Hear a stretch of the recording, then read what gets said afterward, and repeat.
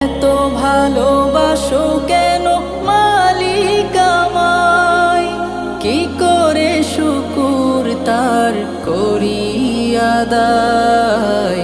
এত ভালোবাসো কেন মালিক আমায়, এত ভালোবাসো কেন মালিক আমায়।